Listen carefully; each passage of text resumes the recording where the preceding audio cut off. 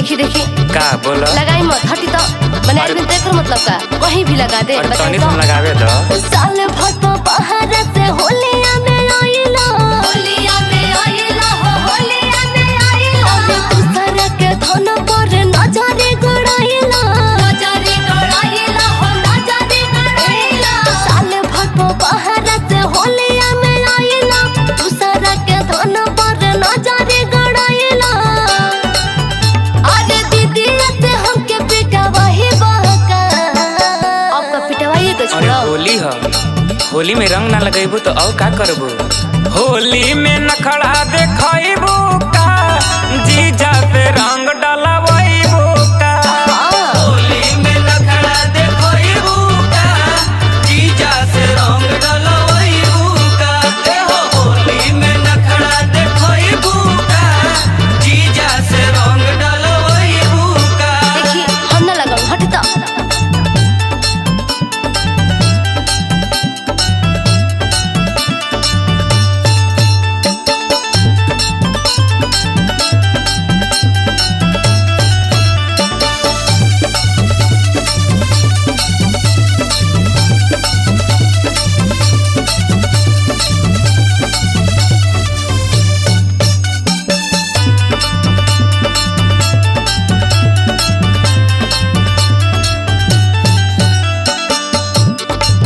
चाची ई का करे हटी त ई सब बहुत पावर बाटे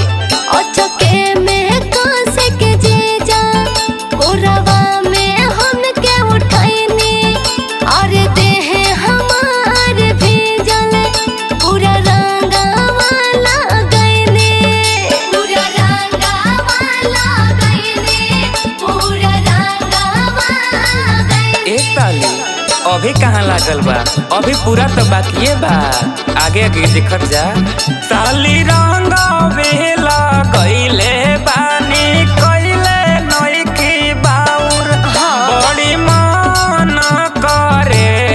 तनिका डाले दाना आउर ए जीजा एकदम बेशर्मे बनी का अरे ना हो अरे सोरम के पर्दा उठाही बोका होली में नखड़ा देखबू का जीजा पे रंग डलवाईबू का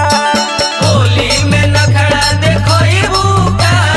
जीजा से रंग डलवाईबू का होली में नखड़ा देखबू का जीजा से रंग डलवाईबू का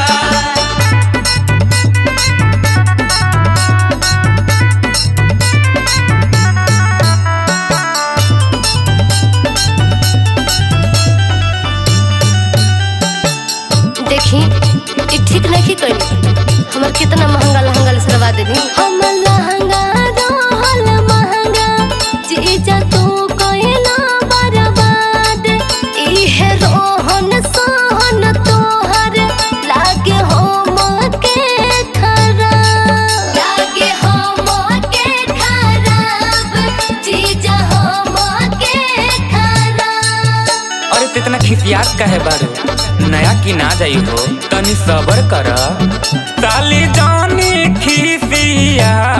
दोसर लहंगा दिलवा इहे कहिना जवन कहबू तवन कलर ऑर्डर करके मंगावा देब रउआ के ढेर देख लेनी अब बर्दाश्त नहीं के हो अरे ऐसे मत कह चंदन सागर पे छोकारी तू सटाही बाका